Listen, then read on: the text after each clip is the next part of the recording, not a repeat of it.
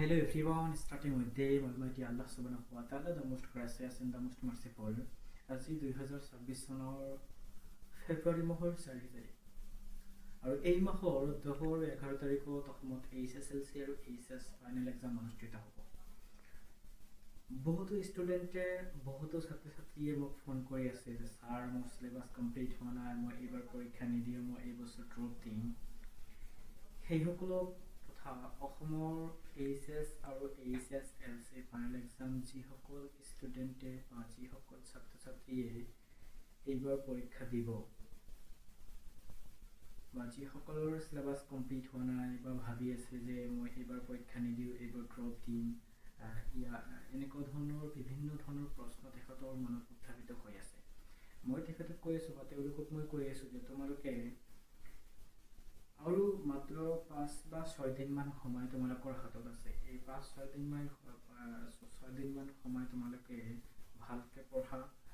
যি নতুন কনচেপ্ট যদি তোমালোকে পঢ়িব যদি ইচ্ছা কৰা তেনেহ'লে পঢ়া, আৰু যদি ইচ্ছা নাই বা মই কমপ্লিট কৰিব নোৱাৰিম, নিউ ধৰণৰ বা নিউ কনচেপ্টখিনি কমপ্লিট কৰিব নোৱাৰিম, তোমালোকে এইখিনি বাদ দি যিমানখিনি পঢ়িছা এই বছৰত, এই তোমাৰ এই সম্পূৰ্ণ বছৰত যিমানখিনি কনচেপ্ট ইতিমধ্যে তোমালোকে পঢ়িছা, ইমানখিনি কনচেপ্ট তোমালোকে অকণমান ৰিভিজন বাৰে ৰিভিজন দিয়া। আৰু আটাইতকৈ ইম্পৰ্টেণ্ট কথা এইটোৱে, যদি তোমালোকে HSLC পৰীক্ষা ফাইনেল এক্সাম দিবা আৰু যদি HS ফাইনেল এক্সাম যদি দিয়া, তেনেহ'লে তোমালোকে আগৰ 5 বছৰৰ যিবিলাক ইয়াৰলি কুৱেশ্যনছ থাকে, মানে আগৰ 5 বছৰৰ যিবিলাক ইয়াৰলি কুৱেশ্যনছ আগত মানে হৈ গৈছে, সেইবোৰ কুৱেশ্যন তোমালোকে এতিয়া ছল্ভ আউট কৰা আৰু চোৱা যে কোনবিলাক প্ৰশ্ন তোমালোকৰ মানে বাৰে মানে পৰীক্ষাত আহি আছে, এইবোৰ কুৱেশ্যন মানে তোমালোকে এইবাৰ প্ৰশ্নবোৰ ফাইণ্ড আউট কৰা, বাহিৰ কৰা। আৰু যি পঢ়িছা মানে মেইন কথা এইখিনি, গোটেই বছৰ যি পঢ়িছা এইখিনি বা এই 5-6 দিন সময় তোমালোকৰ হাতত আছে। এই 5-6 দিন কমচে কম হ'লেও তোমালোকে অকণমান পঢ়া। আৰু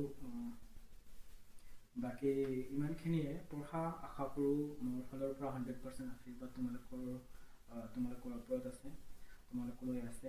একদম 100% আশীৰ্বাদ তোমালোকক মই দিছোঁ। ভালকৈ পঢ়া, যিমানখিনি পঢ়িছা ইমানখিনি কনচেপ্ট ক্লিয়াৰ কৰা, আৰু নেক্সট যদি ইমান পঢ়া তোমালোকে, আৰু বাকী পঢ়া।